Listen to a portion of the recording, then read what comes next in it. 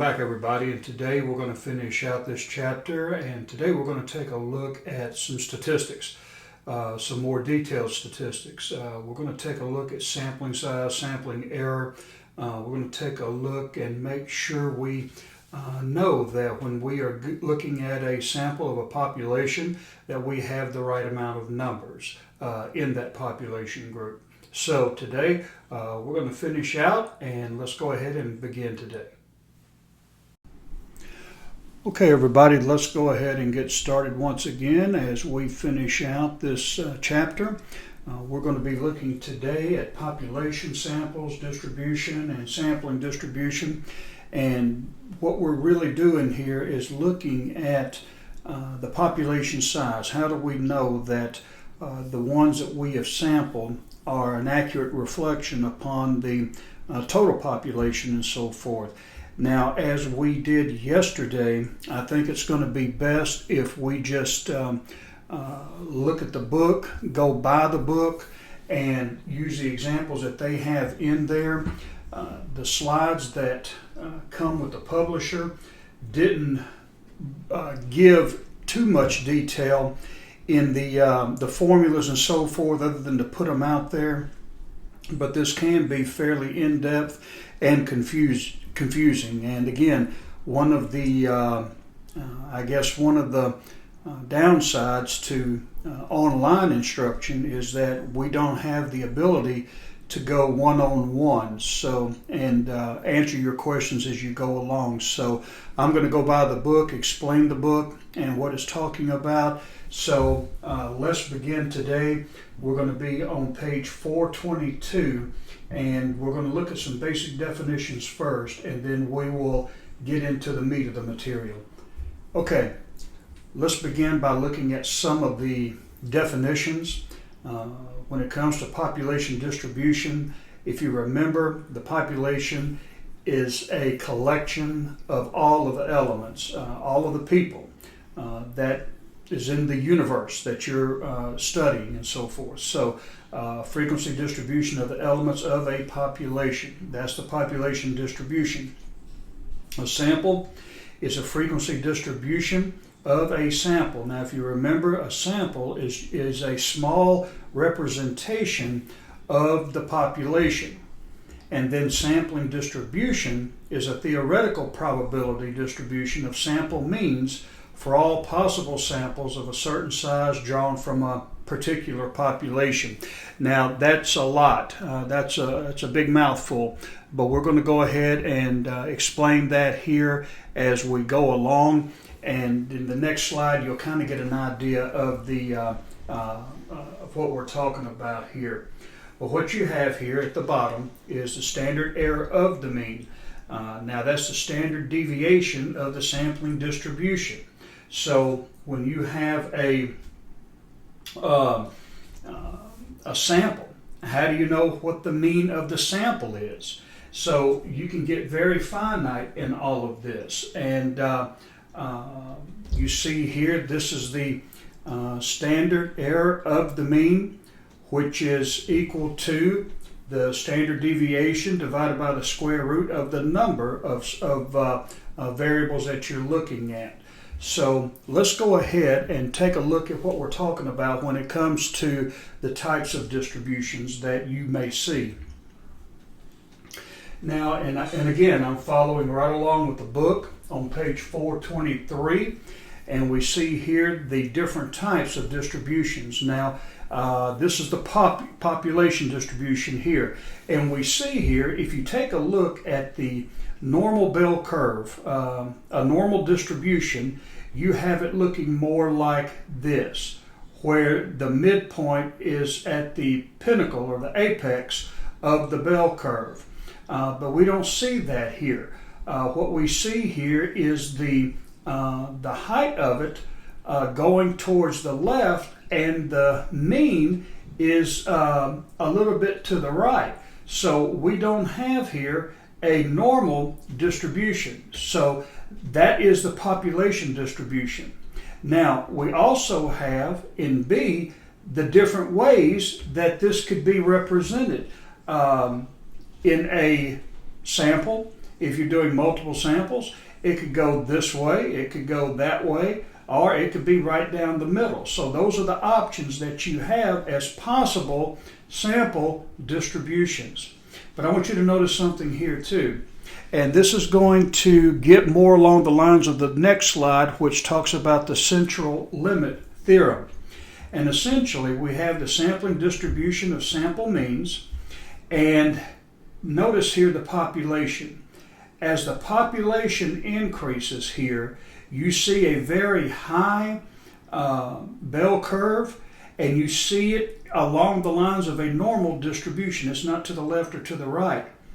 As you go down in population size, your sample, you see more of a curve here, this dark curve. And then here, the lowest population group, you see more of a smoothing out here, which means essentially, and when we talk about the central limit theorem, it's really common sense, folks. And really all this says is that the more people you have as a sample, the more accurate your data is going to be. That's why you see such a very small window here between the right and left, because the majority of people, it's going to be more of a representative sample than it being spread out down here. If I only sampled 100 out of 10,000, then that's not going to give me a very accurate. There's going to be a lot of deviation. But if I looked at 2,500 out of 10,000 or 5,000 or whatever, then I'm going to have a more accurate reflection of what the population really wants. And that's where you see the tall and thin bell curve. And this is really the central limit theorem. The theory that as the sample size increases, the distribution of sample means of size in randomly selected approaches a normal distribution. So that's what we mean when it comes to the central limit theorem and so forth. So now, how does all of this work? What good could it do for me? Well, let's take a look at page 425. And again, I'm just going to go from the book. I'm going to read from the book, and I'm going to try to write on the screen at the same time. So just bear with me. And again, I'm no artist, but we'll get through it. Now, here's the scenario. Let's say, for instance, that you are looking at this sample on page 425. A simple example will demonstrate the central limit theorem. Assume that a quality control specialist is examining the number of defects in the products produced by assembly line workers. Actually, guys, I'm reading from page 424, the bottom, the last paragraph before you get to that exhibit. Assume further that the population the researcher is investigating consists of 6 different workers in the same plant. Thus, in this example, the population consists of only 6 individuals. Now, let's go to page 425. Exhibit 1715 at the top there shows a population distribution of defects in a week. Donna is the good worker. She's a dedicated, experienced worker. She only has 1 defect in the entire week's production. On the other hand, at the bottom, Eddie is a sloppy worker with little regard for quality. He has 6 defects a week. The average number of defects each week is 3.5, so the population mean equals 3.5. And then we see that here at the bottom. If you notice here, we calculate the mean, being the mean is equal to the sum of the mean by the number, and that's equal to 21, or the number of variables multiplied by the number divided by 6 is equal to 3.5. We get the 21 by adding up x, which is all of the occurrences or defects, and then we get the sum of that divided by n, and that's 3.5. So that gives us what we need to start off with. So the average number of defects is 3.5.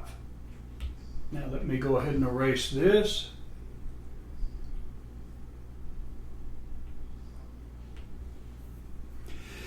Now assume that we do not know everything about the population and we wish to take a sample with 2 observations to be drawn randomly from the population of the 6 individuals. How many possible samples are there? The answer is 15, and it's as follows. Now if I'm looking at wanting to do another observation, I would take 1 and 2, 1 and 3, 1 and 4. I wouldn't do 1 and 1 because that's the same person. I would take 1 and 2, 1 and 3, 1 and 4, 1 and 5, 1 and 6. So I would end there at 1, 6. Then I would start at 2, 3. 2, 1 has already been done. 2, 2 is the same. So 2, 3, 2, 4, 2, 5, 2, 6. And then I would go on to 3, 4, and 5. Now you total that up. The answer is 15. Now, Exhibit 1717 has a sample mean for each of the possible 15 samples, and the frequency distribution of those samples means with these samples means with their appropriate probabilities. These sample means comprise a sampling distribution of the mean, and the distribution is approximately normal. Now, here's where we're at. Turn to page 426. Now, the top here you see is a sample 1, 2. They looked at 2 observations here. Now the sum of the variables you see is 3. You have 1, 2, and 3. If you're looking over here at sample, add up those 2 numbers, you get here the sum, which is 3. Now what's the mean? You would take 3 divided by the 2, because the 2 samples, there's only 2 in that sample, so you pretty much half it, and it's 1.50. And the probability is 1 out of 15. That we'll come to what we're looking at here in a little bit. Then the next line, 1 and 3. Well, I add those 2 numbers, 4.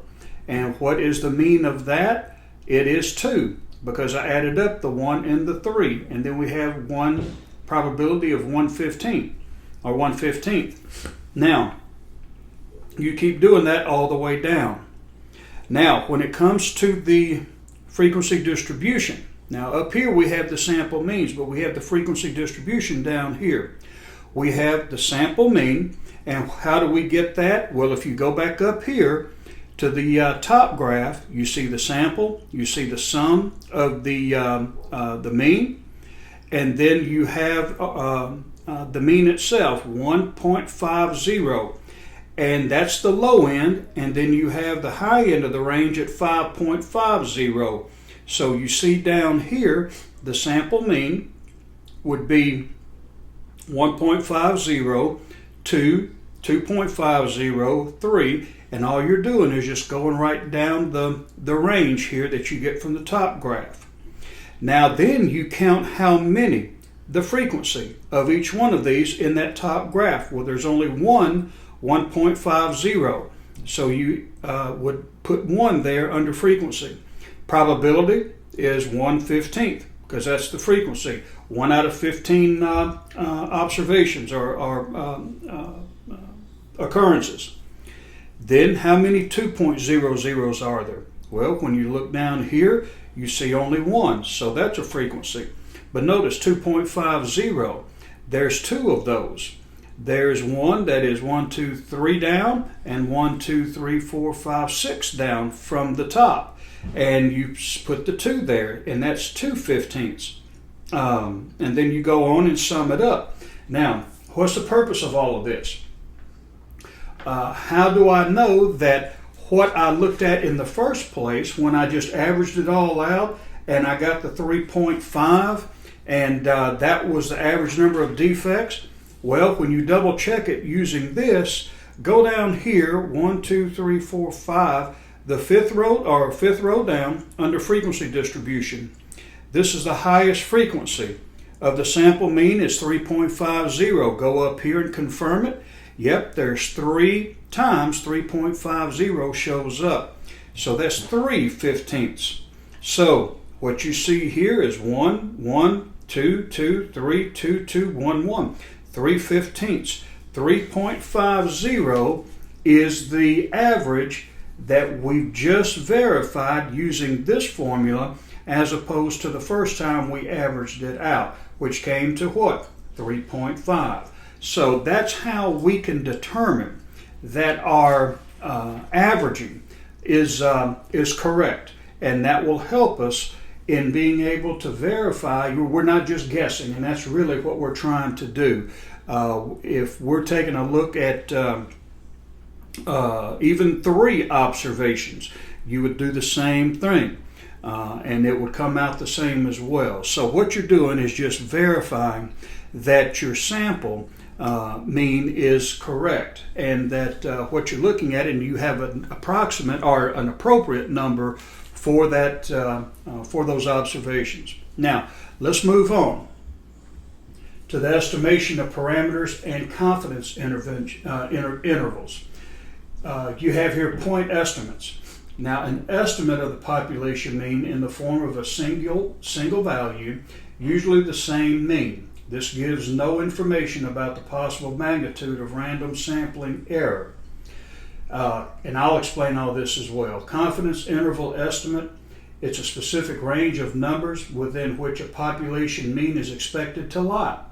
An estimate of the population mean based on the knowledge that it will be equal to the sample mean plus or minus a small sampling error. Now go to page 427. All right, and under point estimates, the second paragraph, let's take this scenario so that we would be more in tune with how we could use this. All right. Say a prospective racquetball entrepreneur who wishes to estimate the average number of days players participate in this sport each week. When statistical inference is needed, that means we're guessing, we're trying to forecast. The population mean is a constant but unknown parameter. To estimate the average number of playing days, we could take a sample of 300 racquetball players throughout the area where our entrepreneur is thinking of building club facilities. If the sample mean, which is X bar, equals 2.6 days per week, we might use this figure as a point estimate. Now, that is the best estimate of the population mean, 2.6. However, we don't know that to be true. That's a risk. We're just going off of what maybe people are telling us.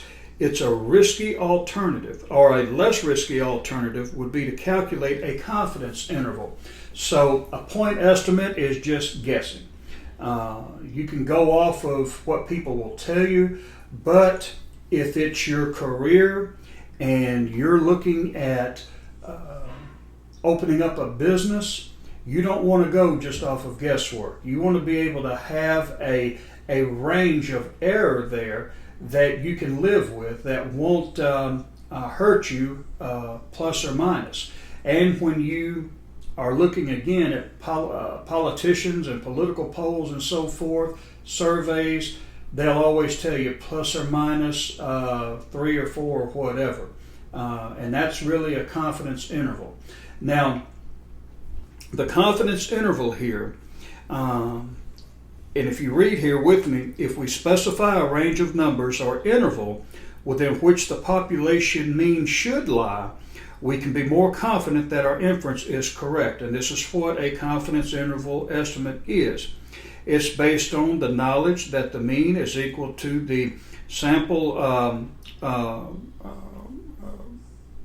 the bar X, which is the sample mean, plus or minus a small sampling error. After calculating an interval estimate, we can determine how probable it is that the population mean will fall within this range. So let's go down with the 95% confidence. I think that the average number of days played per week is between 2.3 and 2.9. Now, you get, and this is just arbitrary. As you see here, as we read a little bit further, do you want to be 80% confident, 90% confident, 95% confident, or 99% sure? That's up to you. But the confidence level is a percentage or decimal that indicates the long run probability that the results will be correct. Now, traditionally, As you see here in the textbook, researchers have used a 95% confidence level. There's nothing that is scientifically grounded in that other than to say that that's what they normally use. Now, let me go over here because I'm getting ahead of myself. I'm trying to read and I'm also looking at these slides.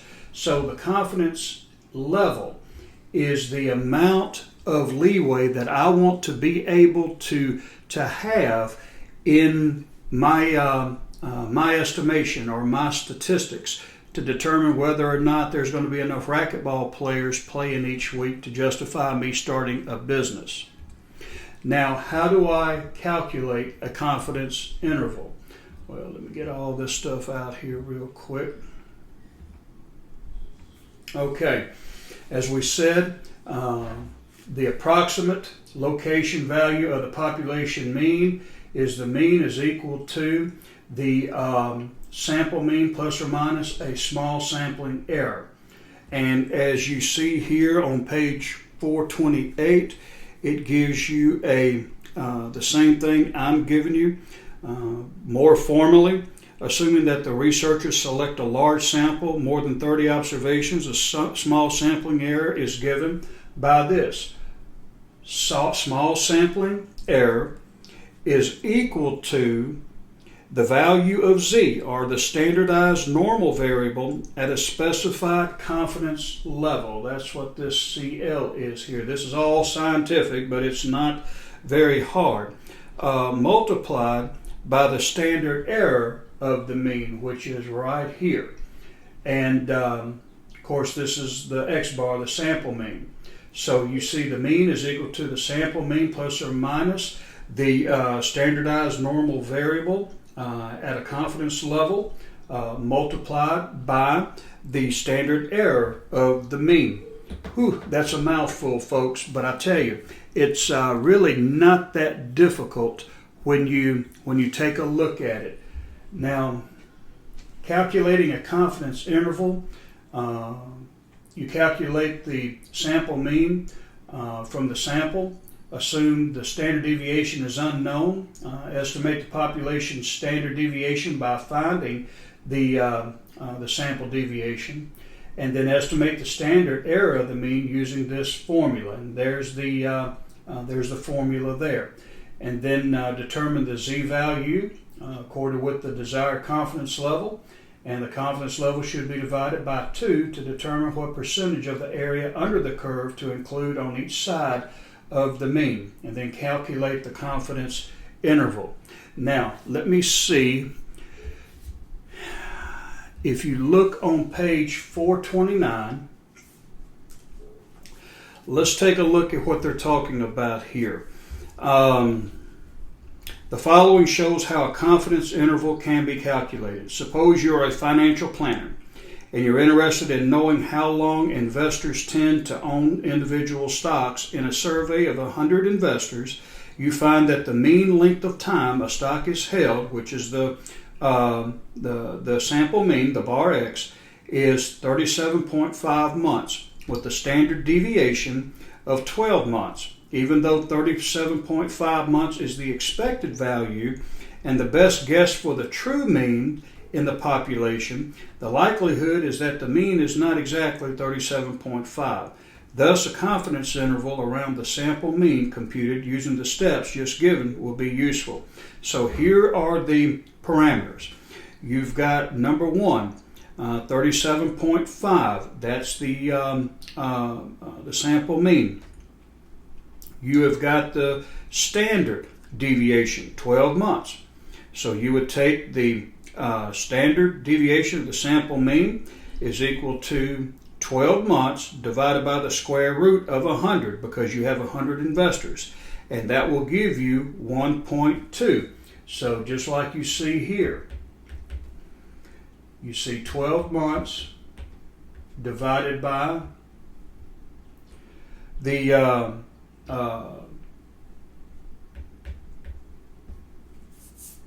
number of people that they have, which is the square root of n, the number of people that you have, and when you do that, you have 1.2. Now, suppose you wish to be 95% confident. Now, let me go ahead and erase this.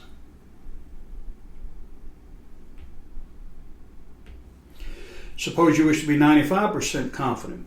That means that 95 times out of 100, the estimates from your sample will include the population parameter. Including 95% of the area requires that a 47.5, which is a half of the 95% of the distribution on each side, be included. Now from the Z table, table 8.2 in the appendix, I still haven't found that.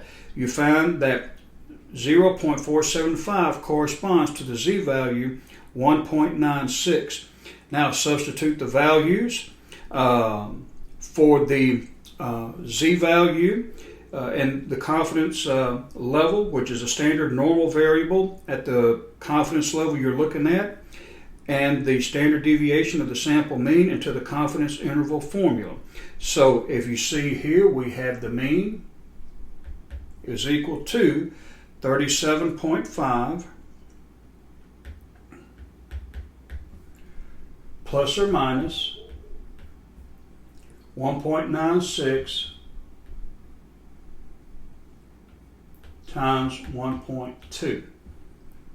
Now, when you take a look at that, and the 37.5 is, if you notice up here, it's the number of months that they said that they were going to, so that's the X bar, and then you have the 1.96, and that's the confidence level, and then you have the 1.2, which is the sum of the sample mean. So when we get all of that, we have 37.5 plus or minus 2.352. So you can expect that the mean is contained in the range between 35.148 to 39.825. And how do I know that? Because you're subtracting the 2.35 from each of them, adding and subtracting. So the intervals will fall within 35 to 39 months. Now, if you want to go further, you can take a look also at the, let me erase this.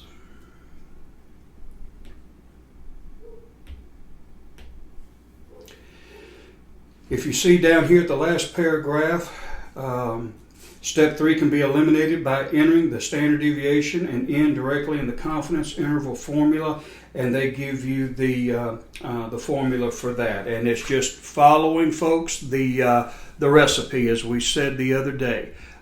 It's not hard, but it does take you to the point where you have to be mindful that you have to go in a systematic way and follow the recipe. Sample size, we have random error and sample size. If you take a look here, the random sample error varies with sample of different sizes. That goes without saying. Increases in sample size reduces sampling error at a decreasing rate. And here is the graph that kind of shows you how that all pans out. Now listen, the size of the sample. The larger it is, the smaller the error, which, wait a second, I might have gotten that wrong. Let me take a look at it one more time here.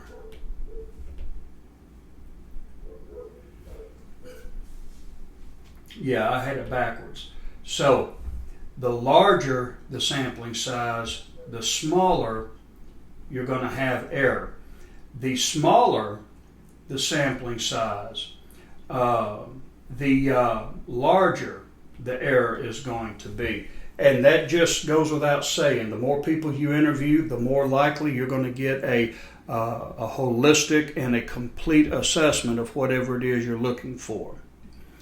Now, the next thing is factors of concern in choosing sample size. Variance, which is heterogeneity. A heterogeneous population has more variance, which is a larger standard deviation, which will require a larger sample. The more diverse they are, the more you're going to need to get into the population. For instance, when I interviewed Muslims, I didn't want to just interview black male Muslims. I wanted whites, I wanted males, females, all colors, all shapes and sizes. Because of the heterogeneity of it, I wanted to make sure, because of the heterogeneity of it, the differences in these people, I needed to be able to get a larger sample.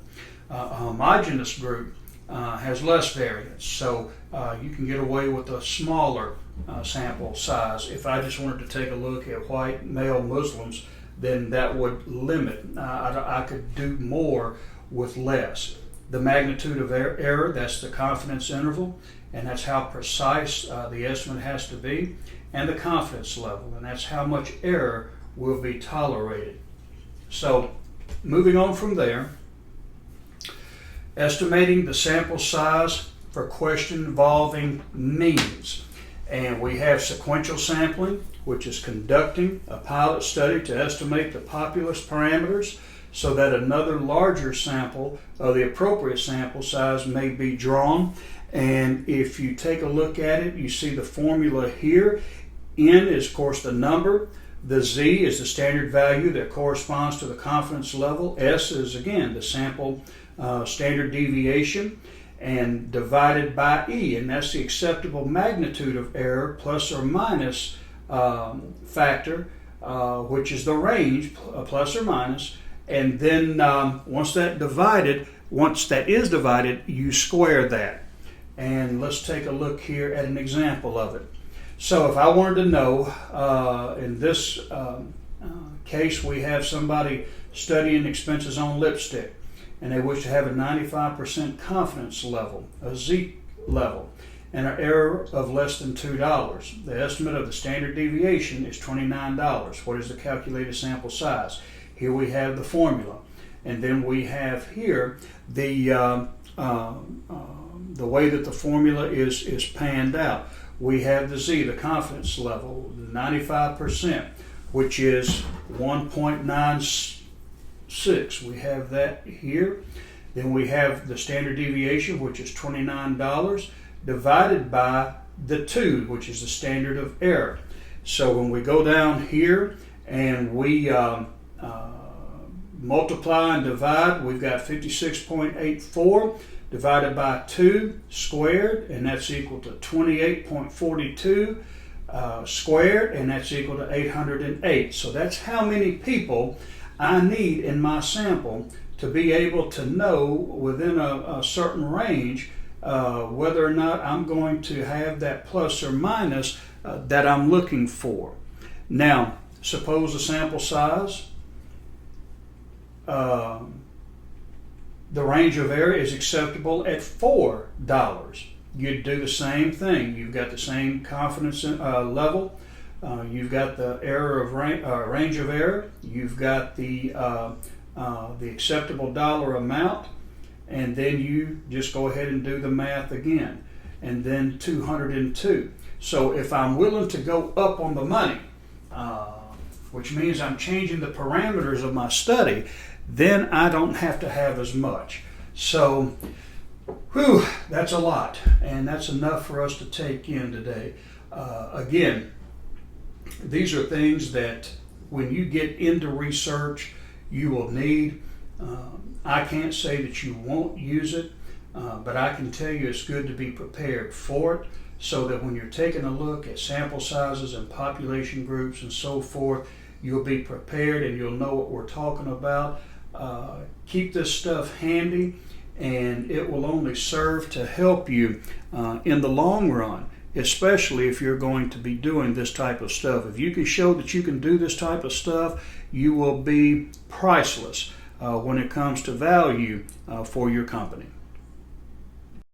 Well, today we took a look at sampling size, and we took a look at some of the formulas that researchers use to be able to determine the sample size and the appropriate size for that sample. Now, again, we've been using statistics, and they can be detailed, but they're not overly difficult. Don't be afraid of them. Just make sure that when you are dealing with it, that you follow again the recipe. And if you do that, then you'll see that statistics are nothing to really be apprehensive about. But it gives you good information, especially when we are trying to determine sizes, especially of population groups, and how much to take from it. Well, that's all we have for this week. God bless you. Have a good weekend, and we'll start back next week with chapter, I believe, 18. Take care.